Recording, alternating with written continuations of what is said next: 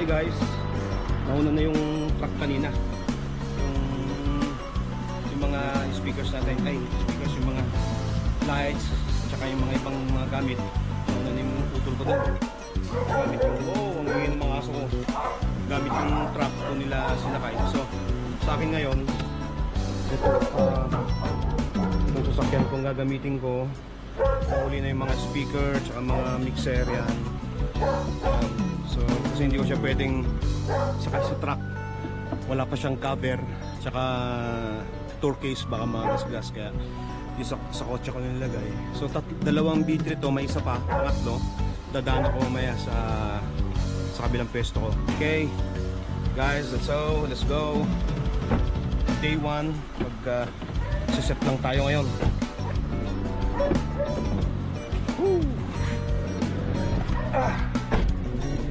Medyo nalig kami ng ano ngayon dahil kanina bulang kasi ng bigla hindi kami makapag-loading sa truck dahil yung garahe ko ng truck sa baba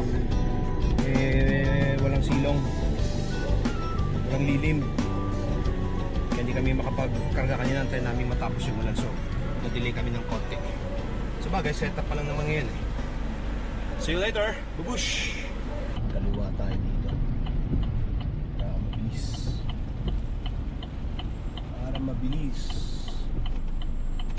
Wala ako. Thank you.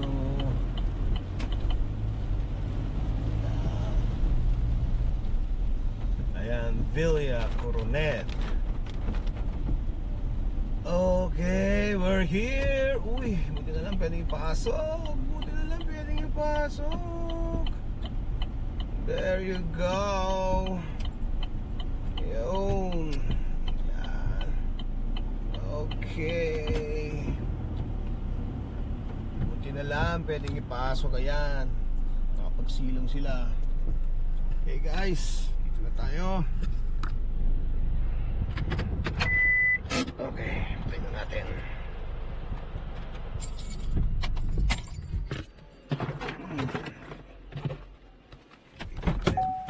Okay, yun, may silong. Yan. So ito tayo, ito yung mga boys kasi utol.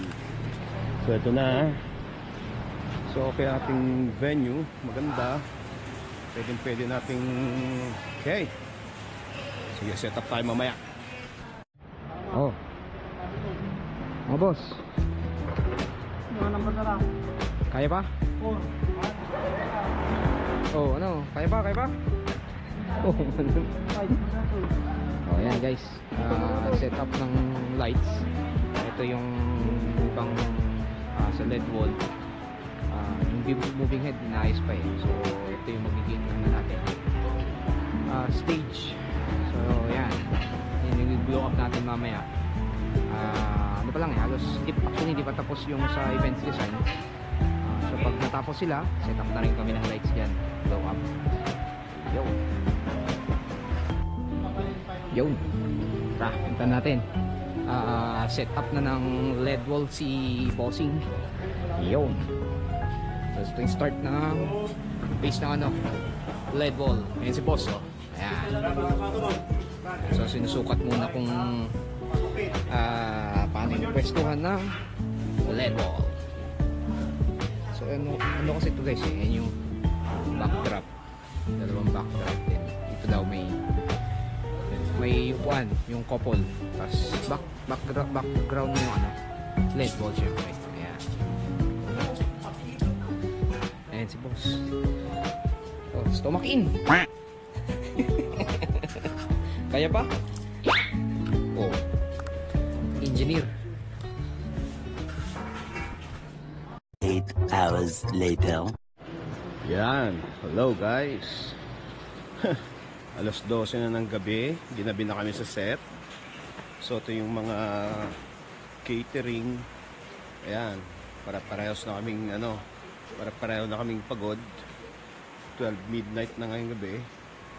Ayun pala, yung may-ari ng catering and organizer natin, si Sir Reggie, ang may-ari ng Kusina de Abra. Hello, hi. Para sa konting vlog. Ayan, so Kapagyan ka naman. ayan, si Kabagyan, kamag-anak ko yan. Ayan, Tignan mo. ang ever gorgeous Sir Reggie. Tingnan nyo naman ang kanyang mga design. And yung mga... Ah. mga Yan, hindi ko lang inilawan kasi pinapapatay nila yung ilaw, guys. Yan, meron tayong mula doon sa dulo ng hagdanan hanggang pataas. Puro bulaklak yan. Yan, as you can see. Uy, inilawan. Baka magalit yung may-ari. Yun. Yan, tapos meron tayong, ano ba tawag dito sa ganito? Mabait yung amber light. Ha? Yung light. Yung light na parang ano, parang burgundy. Paano ito burgundy? Yung parang red. Red. Pink red. Red. Kaya. O, i-ano na lang namin. Titimplahin na lang. Yun yung topic. Yan. So, guys, naglagay tayo ng dalawang beam 260 dyan. Tapos, ang LED par na nilagay ni Utol, hindi ko mabilang kung ilan nilagay. Hindi ko magkamali, 10 lahat ang nandyan. Hindi nga lang nakailaw yung iba. Tapos, meron tayong isang, tawag nito, smoke machine na upright. Then, naglagay tayo ng isang amber white sa gilid just to light up the couple sa gitna. Tapos meron tayong tawag nito LED wall na 24 panels. That would be 7 feet by 6 feet. Ay, 7 feet by 9 feet pala. 7 by 9. Tapos meron tayong 4 na RGB dito sa left. 4 din sa right. Then nagdagdag tayo ng another 2 amber white. Tig-isa lang. To support dito sa gitna na hindi kayang ilawan nung nasa mga side lights natin. Yan. So, tech boot natin dito. Itong tech boot. Then bukas ayusin ko na lang dito yung setup ng banda kasi sabi nila dito na daw yung banda. Anyway, itong speaker ko pala doon ko ilalagay bukas, ilipat ko. Ito kasi nag-dry run lang ako kanina ng microphone. Tingnan ko, chinek ko kung mag-feedback. So, tinayo ko lang dyan, temporarily. So, meron tayong dalawang front of house na active B3 VX12A, tsaka isang B3 VX12A din active na monitor.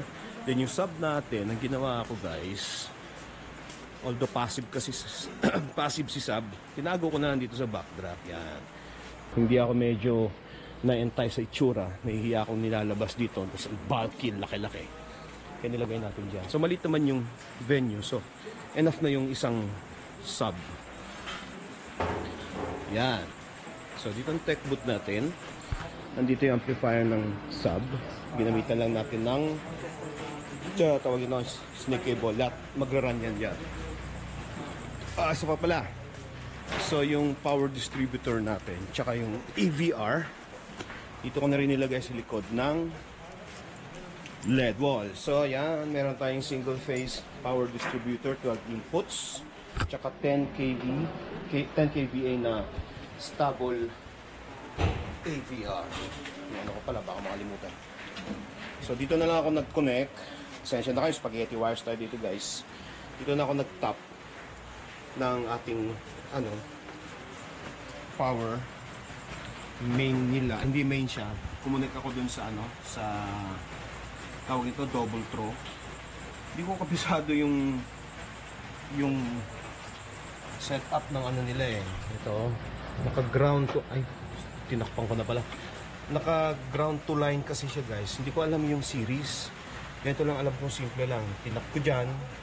Itong dalawang yan ang mag-i-inline ay input papunta sa ating AVR, then pasok siya dito kay power distro.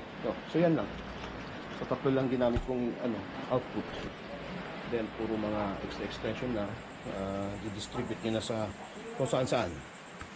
So yan. Ang cute ng counterweight ko. Counterweight kong cute. Yan. Okay. So, yan. Yan si Utol. Wag. Magagalit sila. Magagalit yung may-ari. Tayo na ngalan natin to. Okay guys, it's time to go home. So, bukas na tayo magkikita-kita ulit sa ating event. Okay. Kailangan matulog. Makita nyo naman, haggard na. Okay. Good night. One nap later. Yan. Magandang umaga. Good morning. Ito na yung araw ng event. Kahapon lang kasi ano tayo na nagsiset pa lang. Yan, si Utol ang driver. Hello, morning. At ito ang aking mga DJ, si Pogitos. Sir Romy at ang kanyang anak, si Sir George at saka si Sir Raymond. Yung dalawang yan, wala pang tulog yung mga yan dahil excited. May bago kami uniform eh. Di nila maitulog yung excitement nila sa bago nilang uniform eh. Yan. Ikaw Kami ba ngayon. nakatulog ka? Oo, ako wala rin akong tulog kaya ako rin ngayon unfresh. Walang tulog, isang oras na lang tulog. Ba't tayo ba naman? Makauwi tayo, alas 3 na ng gabi. Ay, madaling araw. Ako lang palang fresh. Ayan. Okay? So, tingnan na lang natin ang mangyayari mamayang alas 8, alas 9 ng ating event. Nandito pa kami ngayon sa aming bayan, dito sa Langangilang, papunta pa lang ng Baguette. Okay, sige. Kita-kits later. Babush!